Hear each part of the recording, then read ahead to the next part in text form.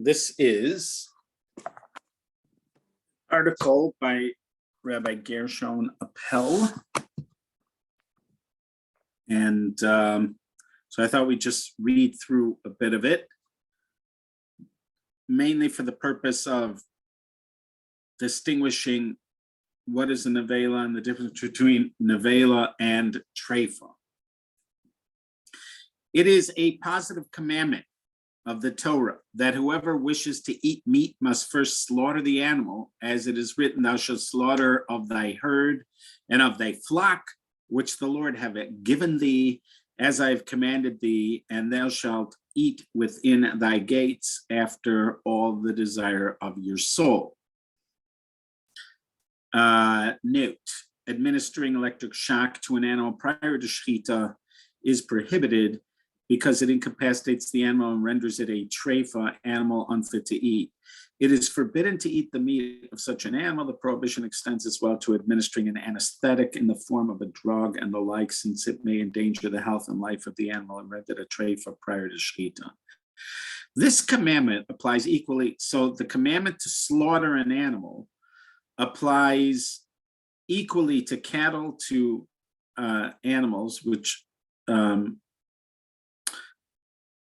means cattle, sheep, and goats.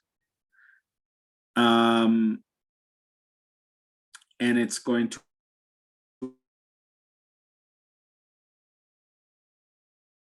applies to cattle, to animal, and to fowl. A limb torn or cut from a living animal is also forbidden. That is called Ever Min HaChai. An animal that is not slaughtered but dies of itself is prohibited. That is nevela. So a nevela is either an animal that died of itself, not from an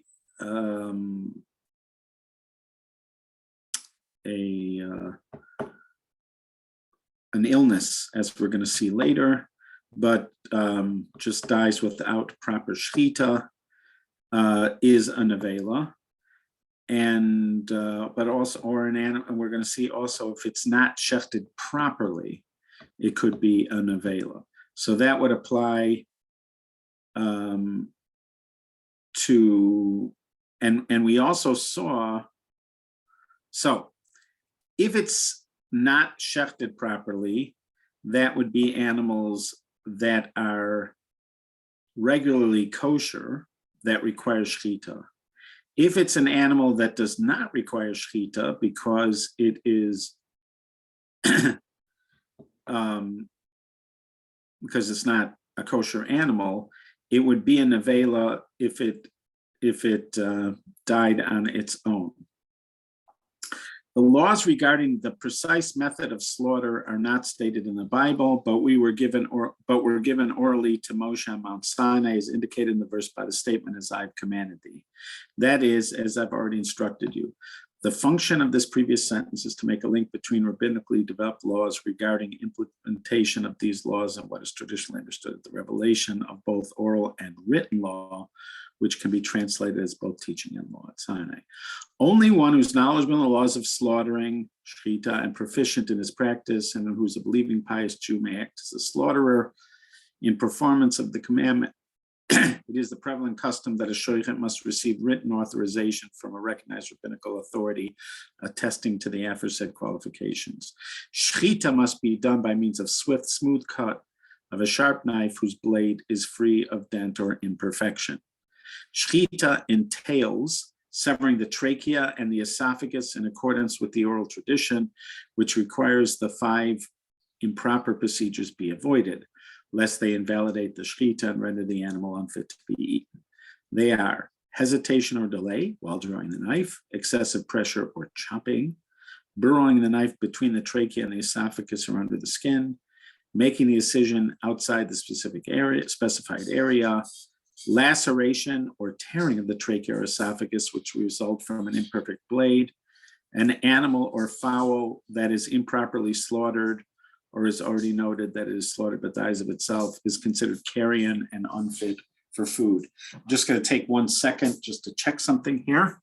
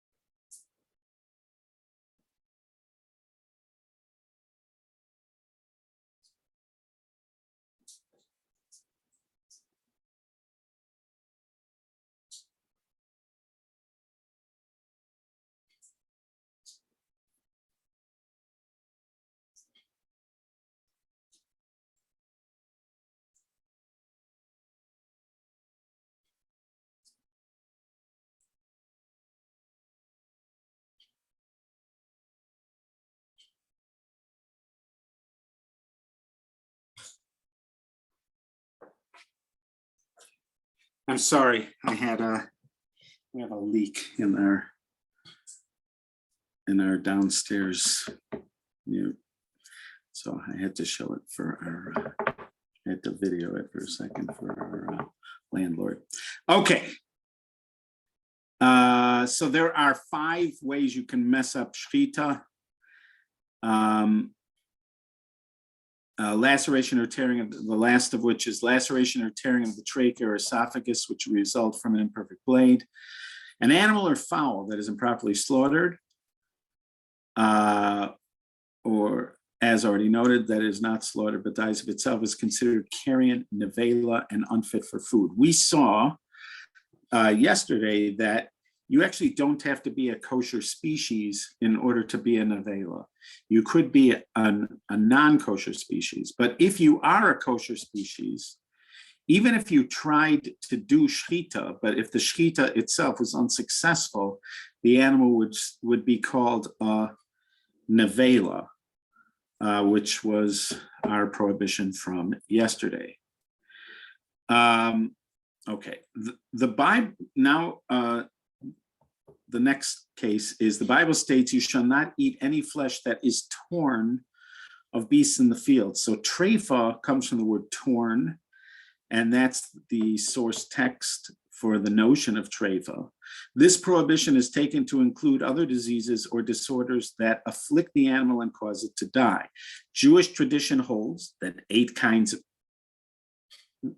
of treifa, that is, fatal organic defects that may afflict the animal and thereby render it unfit to be eaten, were imparted to Moshe on Mount Sinai.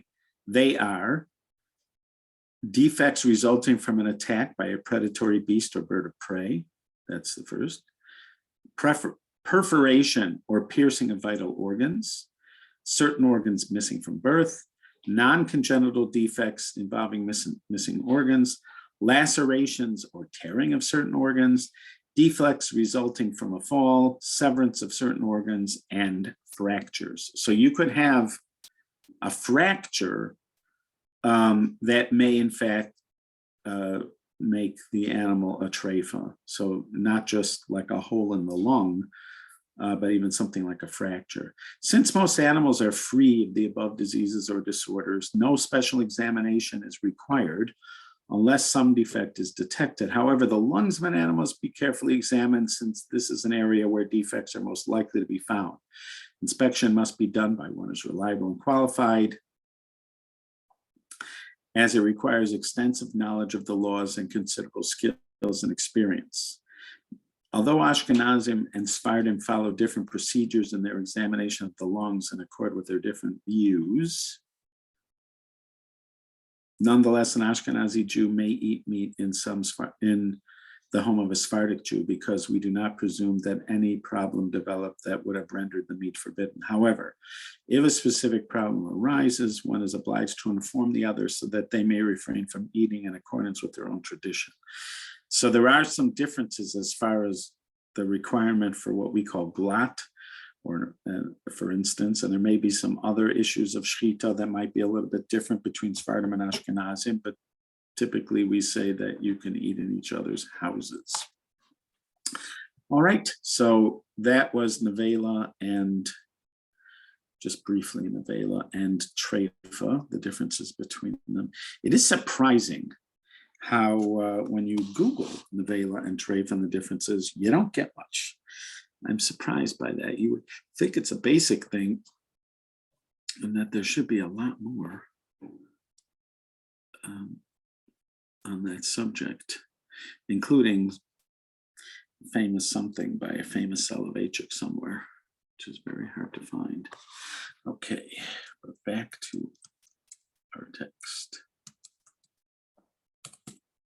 Also, my son Shauli and Rena, my daughter-in-law, had a baby girl today. Mazel tov, mazel tov. Thank you. Thank you. Wait, which son? Israel. This is Israel. Shauli. Shaul. Okay, Shaul. So he had a girl or a boy? What? I said mazel tov, and someone asked, is it a girl or a boy? It's a girl. Oh, mazel tov. Mazel tov. Mazel tov. Our little one just turned 5 weeks, or is turning Awesome. 5 weeks. Awesome. Very exciting. Awesome. You should get a lot of joy. Yeah. Okay.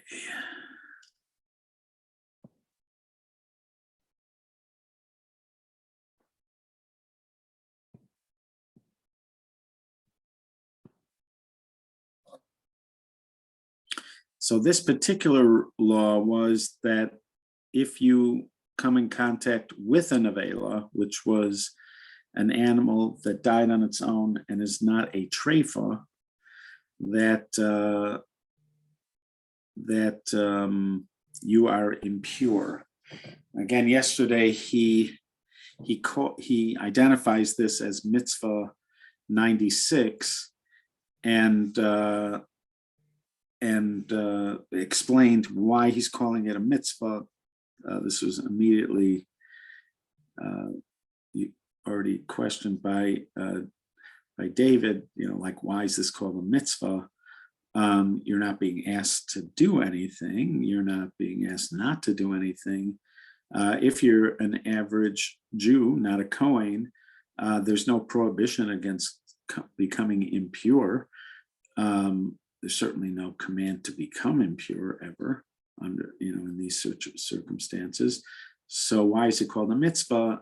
And the Rambam seemed to be saying, although it wasn't surgically clear, but he seemed to be saying that since this should this happen, there's going to be all sorts of procedures required. So it's called a mitzvah. I'm calling it like a bureaucratic mitzvah, so, because it's like a kind of category of law. Again, you are not being asked to do anything. You're not being told not to do anything. But once you're in this state, there's going to be rules. And he suggested, the Rambam, that this is going to run throughout rules of purity and impurity. As we see right here. That is, that he commanded us to administer the laws of impurity of 8 creeping creatures. This commandment includes the impurity of the creeping creature and its regulations. Okay, so this is what we call the shrutzim. And so when you're in contact with one of the shrutzim, these creepy crawly creatures, then you are going to be impure for a day, and there's all sorts of rules. So here is the Rambam. The Rambam had said that, and now let's see here.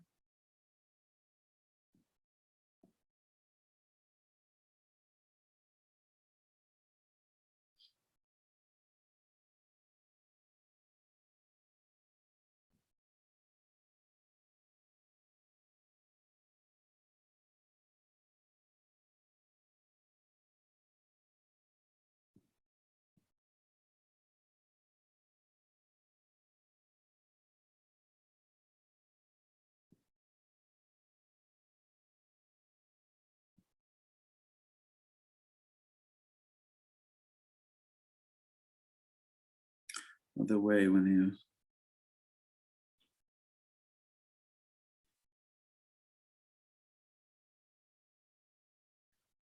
talking about the skin. This actually is interesting here before we get to the Shmona Shvatzim, just about Nevela in general. The following laws apply when one skins the carcass of a domesticated or wild animal, whether from a kosher species or a non-kosher one, whether it is a small animal or a large animal. If he skins it to use as a mat, as soon as he skins a portion of the hide sufficient to hold on to 2 hands' breadths, one who touches the hide that was skinned is pure. Before it is skinned 2 hands' breadth, one who touches the hide is like one who touches the meat. So you see here that the skin of the nevela does not itself, the hide, does not make one tameh. If one skins the animal in order to use its hide for a flask, the hide is considered as connected to the carcass until one skins the entire beast. If one skins an animal from its feet alone, the entire hide is considered as connected. One who touches the hide is like one who touches the meat until the hide is entirely separated from the meat. So again, let's say you have a wineskin or some kind of a skin. Once it's been removed, it no longer conveys tuma, impurity. It's the meat that apparently is the source of the tuma. When there is a hide that has an olive-sized portion of meat from the carcass on it, if one touches a strand of the hide that extends outward from the meat or hair on the other side of the hide that is opposite the meat, he contracts impurity. The rationale is that the hide and its hair are considered as protecting the meat. Okay, but again, it's all about the meat. It's not about the hide. So a football is not going to make somebody impure. A Kohen could play football. All right, now it's all about Nevela.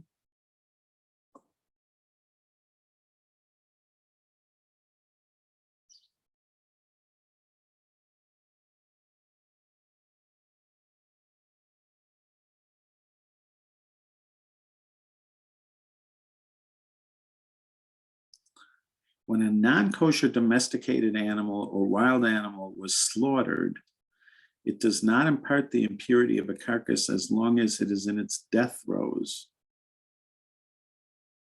unless its head is cut off. Instead, is considered as impure food. One divides an animal in half. All right, 1 second.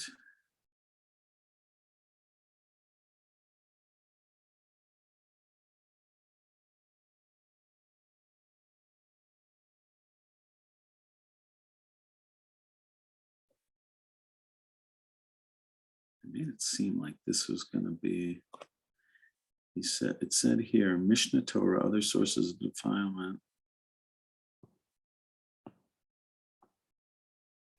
Here, it sent us here, but I don't see anything about creepy.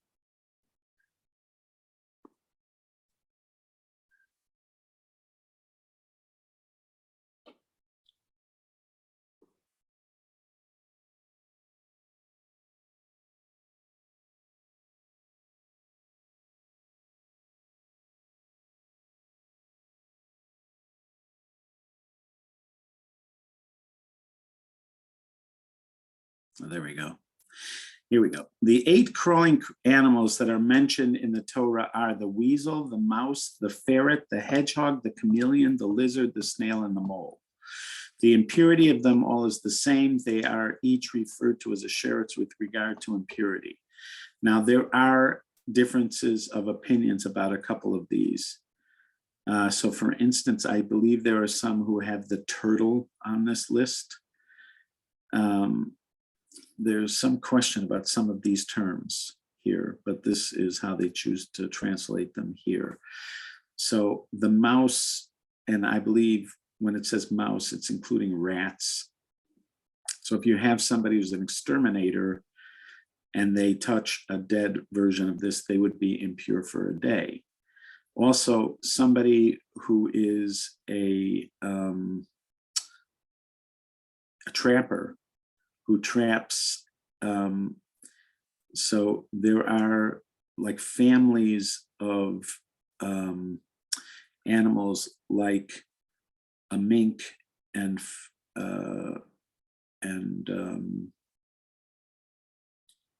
these other animals that are used for fur.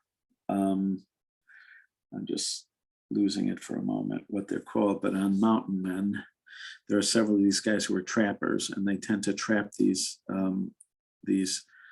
small animals that are used for fur. There's some of these different ones could be in this category somewhere here.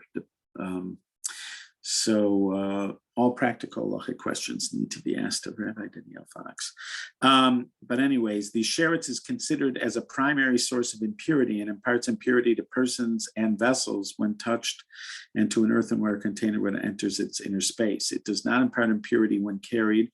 One who touches it does not impart impurity to his clothes when touching it. The minimum measure that imparts impurity is a lentil-sized portion. All the shrotzim can be combined to reach this measure. Again, they have to be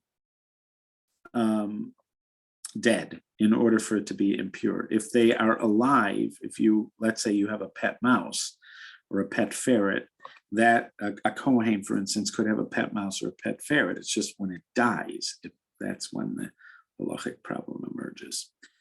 Okay, there is a place in Brooklyn called the Living Torah Museum, which I have visited and was very memorable. And he came to Chicago and spoke for us one time several years ago. Rabbi Deitch, his name is. So he claimed that the most popular room in his Living Torah Museum was for 7th grade boys, was the Sheretz room. So we are to share screen.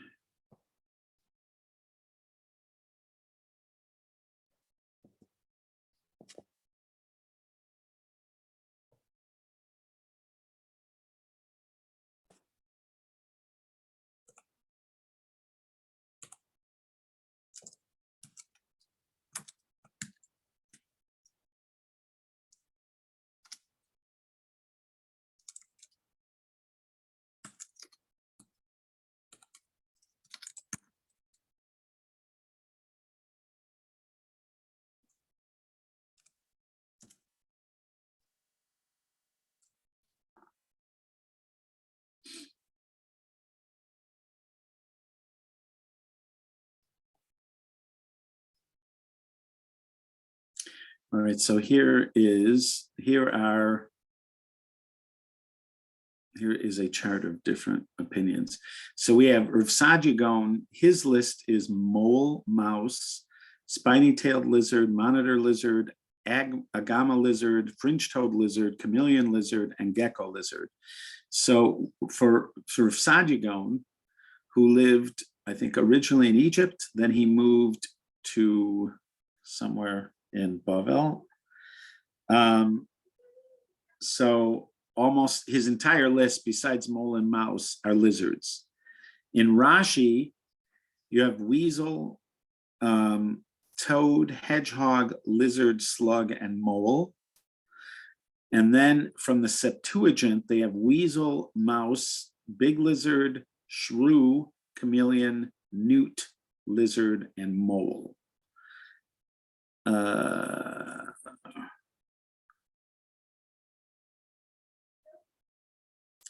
So that is just some of them. I just want to see here if we have.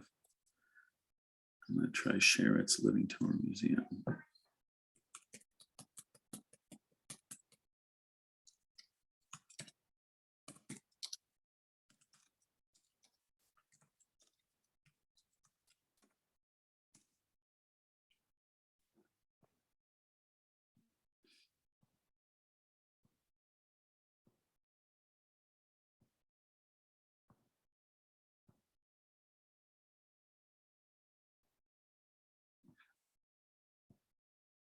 Yeah. So he has DVDs on it, but they're not, it doesn't seem like they're available.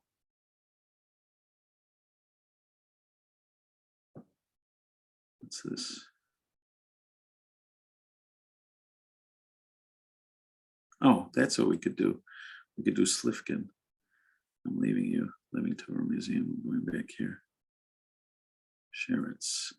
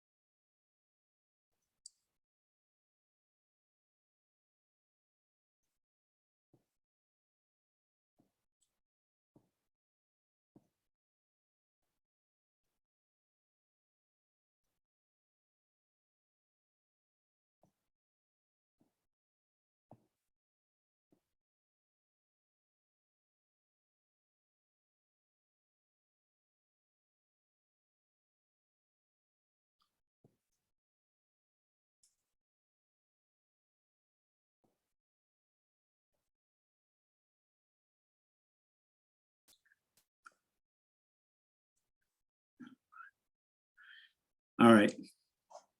Thought somebody would have a more updated discussion about it.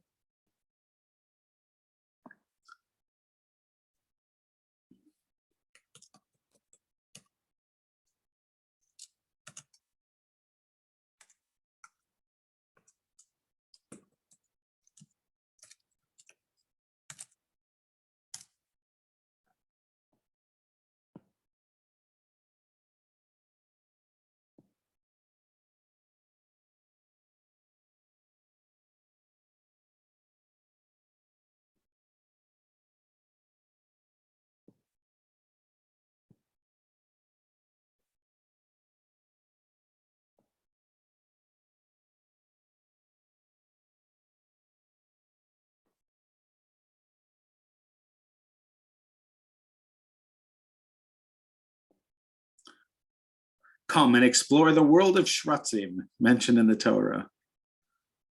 Each share its creatures displayed and identified with an accompanying film that will give you a new appreciation of the wonders of the world. This exhibit is available in Brooklyn only. All right.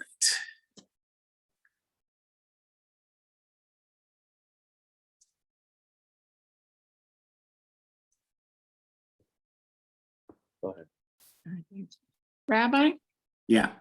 quick question. Yes. When you were scrolling, there was Yeah. mention of a kangaroo.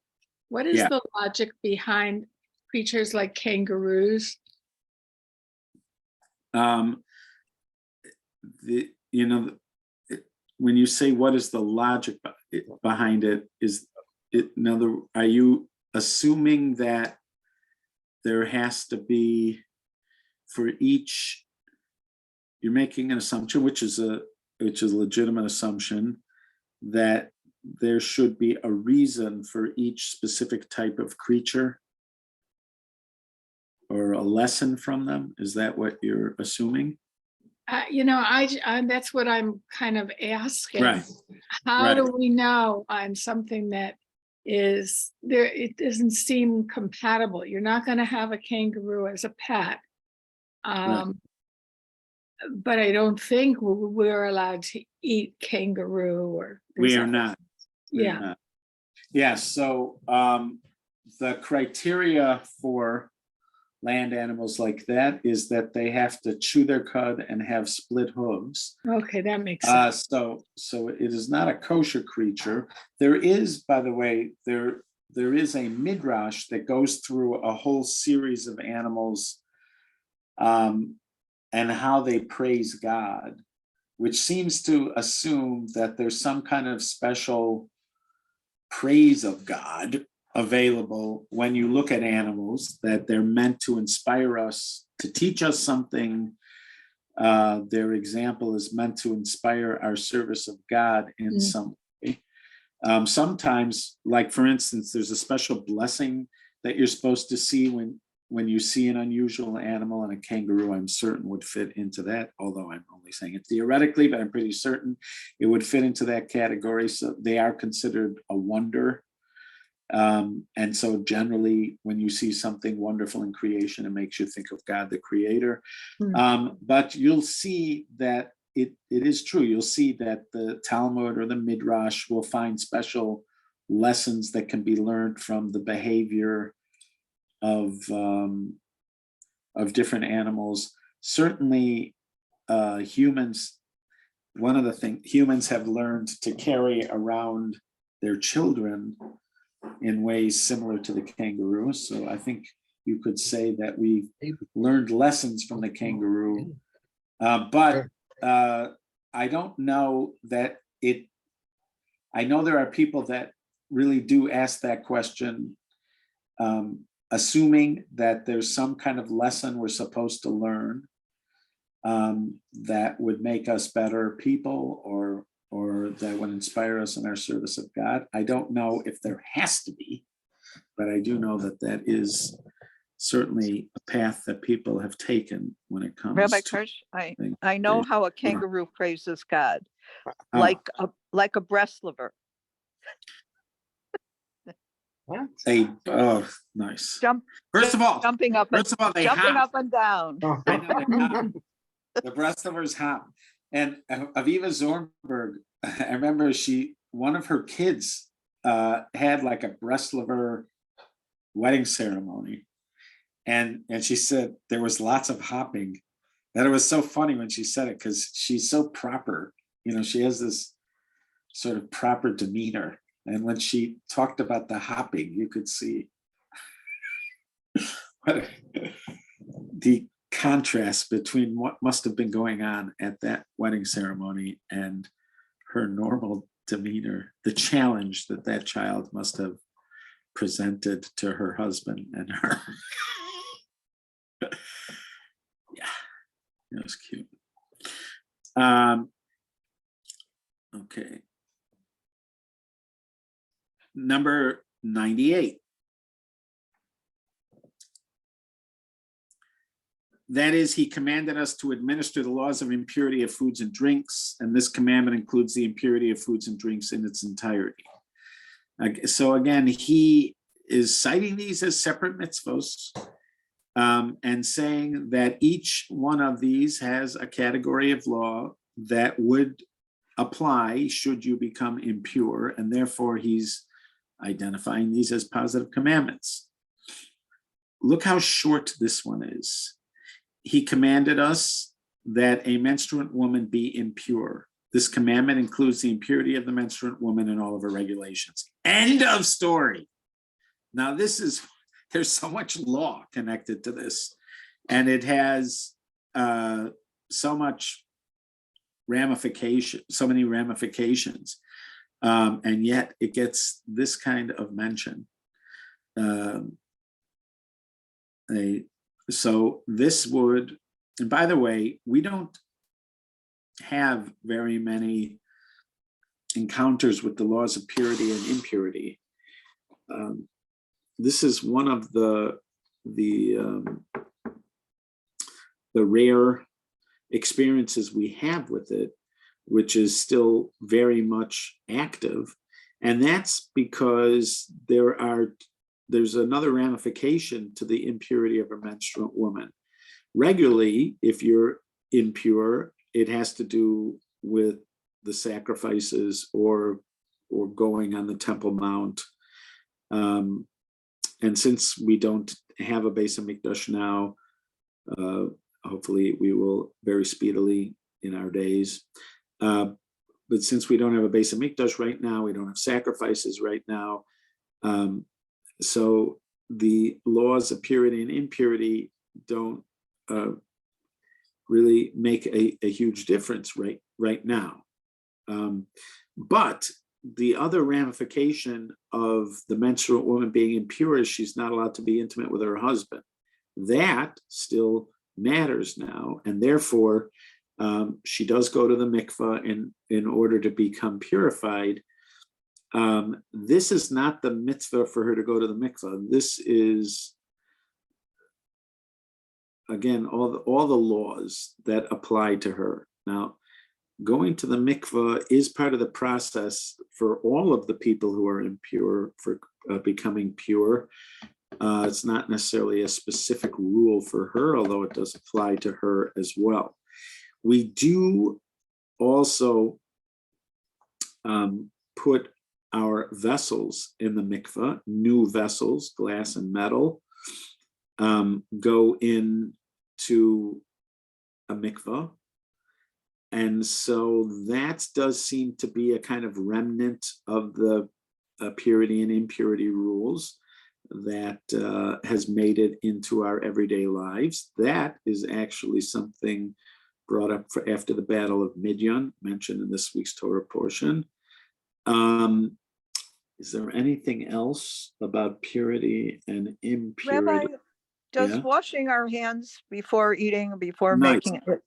Okay, so there's something about it that, so that you would have that washing of our hands, the washing of our hands when we wake up in the morning and when we go to the bathroom. They are that there is a kind of mixture of reasons. Certainly washing our hands before eating bread, is a continuation of laws of purity and impurity. We are modeling the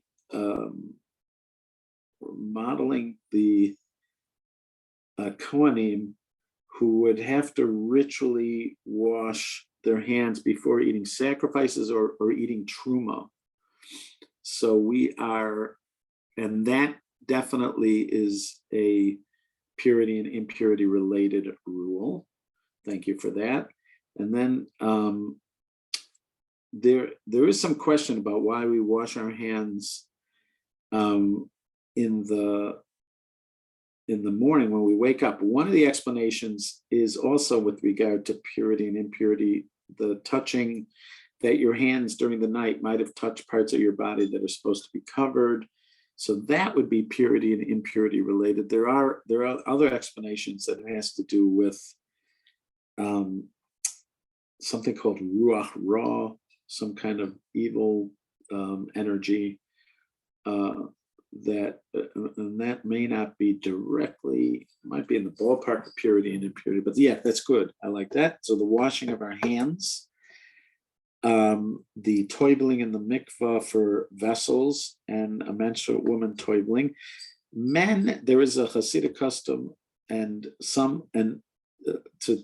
go to the mikvah every day. There is a custom that even non-Hasidim have for men to go to the mikveh after they've been intimate with their wives. And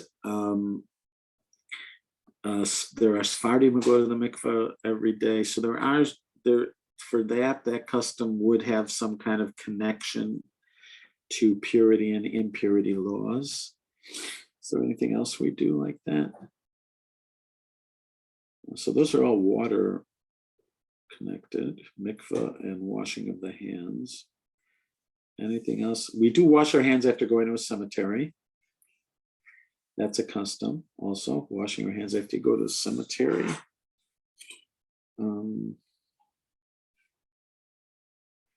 Yeah, all right, for now that might be it.